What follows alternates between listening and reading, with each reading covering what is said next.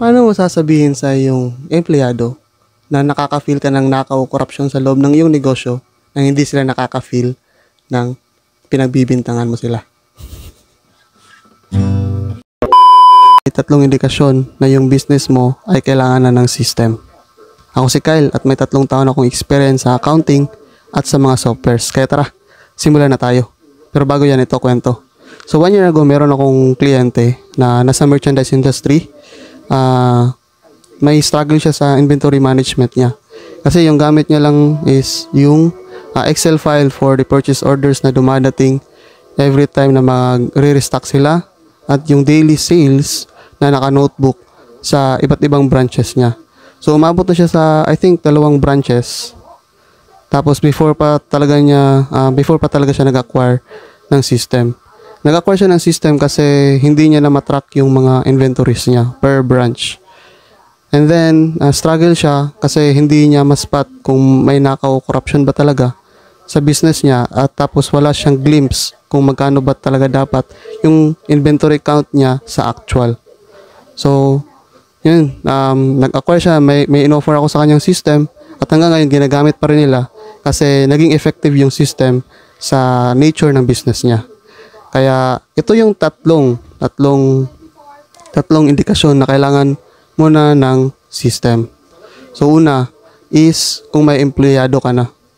So meaning para sa akin kapag may empleyado ka na is wala kang time na ikaw yung magbabantay dahil busy ka na ng tao.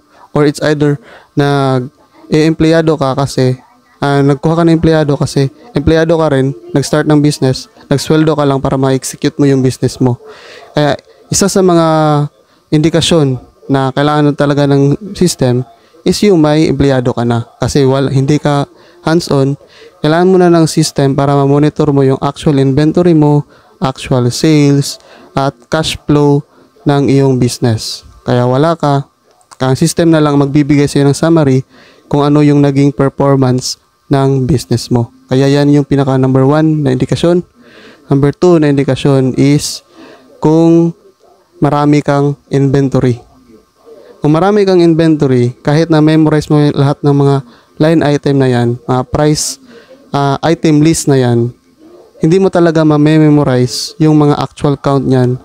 Lalo na maraming yung sales everyday. So, kailangan mo talaga ng system kapag marami kang inventory. No question about it. Alam ko na kailangan talaga natin ng system kasi hindi yan basta stuck in lahat sa utak natin at ma-memorize na lahat. At hindi natin yan mamonitor, especially kapag may empleyado na tayo. So, yan yung number 2 na indication. Number 3 na indication na kailangan muna ng system is kapag nararamdaman mo sa sarili mo as an entrepreneur na may korupsyon o nakaw sa loob ng iyong negosyo. Nasasabi mo yan na may nararamdaman mo lang may nararamdaman kang nakaw o korupsyon sa loob ng iyong negosyo kasi nagkulang ka sa system. Hindi mo yan masasabi na nararamdaman ko parang may nakaw talaga at korupsyon dito sa business ko. Pero kapag may system ka na, hindi mo yan nararamdaman. Sure na sure ka talaga na may nakaw dyan. Kasi dito sa system, marami pang inventory pero sa actual wala na. Wala naman tayong sira. So saan yung mga napupunta yung mga inventory? Siguro baka binenta ng empleyado mo tapos hindi niya ni-report sa system at napakarami pang factors na maging simula pa ng korupsyon kapag wala talagang system. Kaya yun yung pinakatatlong napakababaw na mga indikasyon na kailangan mo na ng system. Pero sa totoo lang, kapag may negosyo ka, dapat na talagang i-practice natin sa unang-una pa lang na magka-system tayo.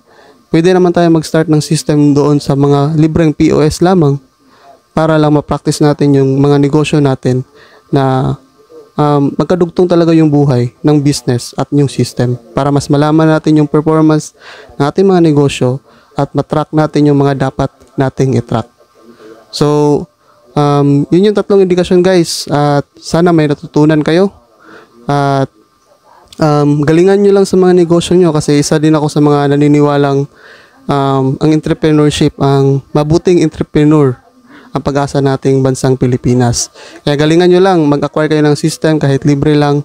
Tapos, pag wala pa kayong system ngayon, mag-message kayo kasi meron akong nalalamang accounting software, all-in accounting software na pwede sa lahat ng klaseng negosyo. Kaya kung gusto mong mag-acquire ng system, pwede ka mag-message sa akin para ma-guide kita at kung paano siya gagamitin. Maraming salamat sa panonood. Huwag niyo kalimutan mag-pray at sabay natin ng aksyon kasi faith without work is dead. Ayun lang. Maraming salamat at see you in the next video. Bye-bye.